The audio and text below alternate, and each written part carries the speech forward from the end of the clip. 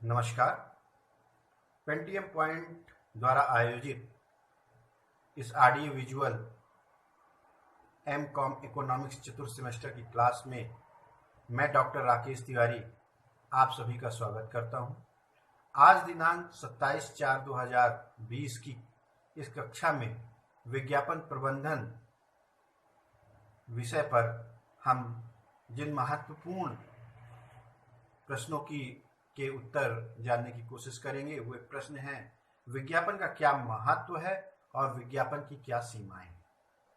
विज्ञापन के महत्व को समझने के लिए सबसे पहले मैं दो ऐसे लोगों की ओपिनियंस बताता हूं जिन्होंने विज्ञापन के विषय में अपने मत प्रारंभिक तौर पर रखे। ब्रिटेन के पूर्व प्रधानमंत्री विलियम ग्लैडस्टोन के अनुसार कि विज्ञापन व्यवसाय में विज्ञापन की भूमिका उतनी ही महत्वपूर्ण है जितनी महत्वपूर्ण किसी उद्योग के लिए वाष्प शक्ति का होना। अर्थात कोई उद्योग जितनी तेजी से, जितनी क्रांतिकारी रूप में उद्योगों में परिवर्तन जो भी आया है वह वाष्प शक्ति से आया है, उसी तरह से व्यवसाय के अंदर जो भी परिवर्तन आ रहे हैं और जितने क्रांतिकारी परिवर्तन आ रहे हैं वह विज्ञापन की वजह से आ रहे हैं। इसी क्रम में विंस्टन चर्चिल ने अपनी बात कही कि टकसाल के अतिरिक्त यदि आपको मुद्रा का उत्पादन करना है तो वह किसी भी व्यवसाय में बिना विज्ञापन के नहीं हो सकता है। टकसाल एक ऐसी जगह जहां मुद्राओं का निर्माण होता है, तो वहां तो मुद्रा का निर्माण होता ही है, लेकिन व्यवसाय जो मुद्रा कमाने के लिए ही कार्य करते हैं उनमें मुद्रा का उत्पादन तब बढ़ाया जा सकता है जब विज्ञापन आप कर रहे हैं। अर्थात जितना ज़्यादा आपका विज्ञापन होगा उतना ही ज़्यादा विक्रय होगा और उतना ही ज़्यादा आप मुद्रा कमा सकते हैं। तो कहने का अर्थ यह है कि विज्ञापन एक अति महत्वपूर्ण विषय वस्तु है व्यवसाय के लिए और इसे कई और रूपों में हम समझने का प्रयास कर सकते हैं। जैसे विज्ञापन से जो वस्तु की जानकारी है वह लोगों तक पहुंचती है। यदि आवश्यकताएं बदल गई हैं और उन आवश्यकताओं के अनुरूप वस्तुओं का निर्माण भी बदल गया है और इस बदलाव की जानकारी उपभोक्ताओं तक नहीं पहुंचती है तो वह वस्तुएं ज्यों की त्यों धरी रह जाती हैं। अर्थात इनके विक्रय के लिए आवश्यक है कि वह उसकी जानकारी लोगों तक, उपभोक्ताओं तक पहुंचाई जाए और इसके लिए सबसे सफल माध्यम विज्ञापन ही है। दूसरा है विक्रेताओं को लाभ। किसी भी विक्रेता का लाभ 2 गुना, 10 गुना या 100 गुना या इससे भी कहीं ज्यादा अधिक बढ़ाने की क्षमता केवल और केवल विज्ञापन के अंदर ही होती है। बाजार का निर्माण करने में विज्ञापन बहुत ही महती भूमिका निभाता है।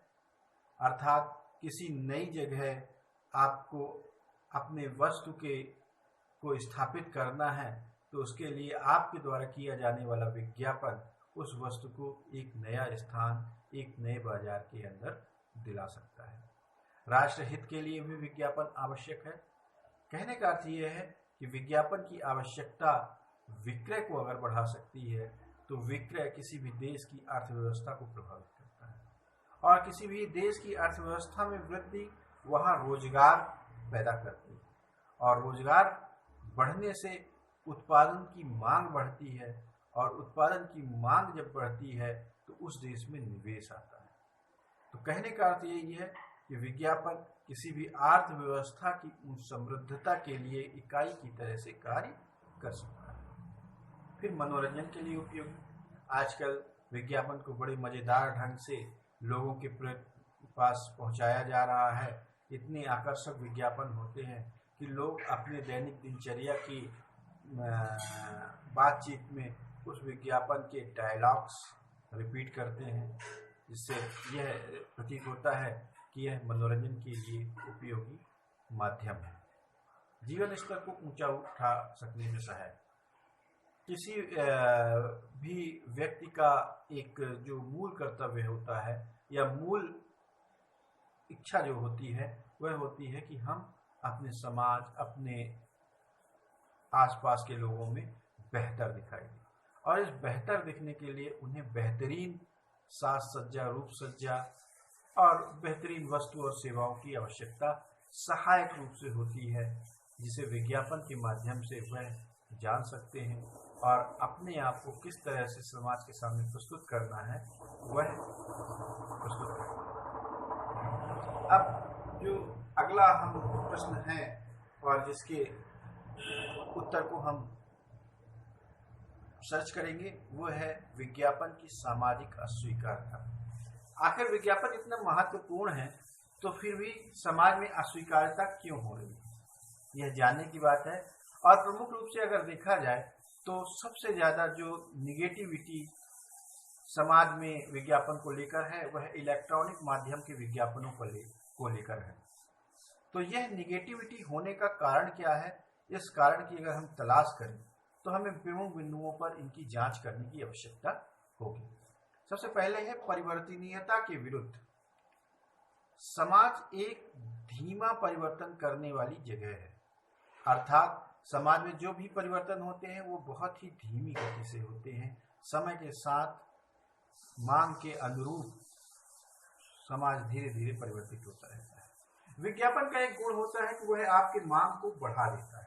आपकी मांग को बढ़ा देने से मतलब आपके व्यक्तिगत स्वार्थ को बढ़ावा देता है, और व्यक्तिगत स्वार्थ सामाजिक रूप से स्वीकार्य नहीं है, अनैतिक माना जाता है और इच्छाओं को नियंत्रण करने की बात समाज के अंदर कही जाती है।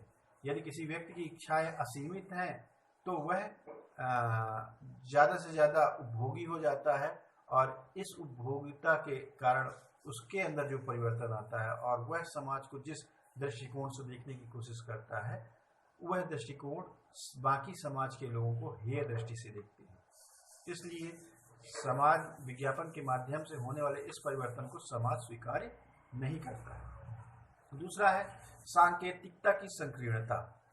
विज्ञापन बहुत ही सांकेतिक होते हैं, किसी एक मूल बिंदु को उठाकर किसी प्रोडक्ट के प्रोत्साहन की बात करते हैं, अर्थात विज्ञापन समग्र नहीं होते।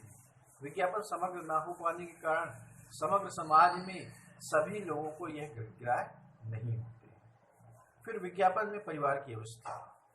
जो भी इलेक्ट्रॉनिक माध्यम में हमने विज्ञापन देखे हैं उसमें पारिवारिक संरचना या परिवार की अवस्था को देखा है, वह काफी ग्लैमर और वैभवपूर्ण होता है। भारतीय समाज जो मूल रूप से किसानों और गरीब वर्ग का समाज है, जहां पर विशेषकर वैभव का अभाव है, ऐसी स्थिति में आप पराभाव करते हैं जब इलेक्ट्रॉनिक माध्यम में वैभव का, तो जो लोग दर्शक होते हैं वह अपने अंदर एक हीनता का विकास करते हैं।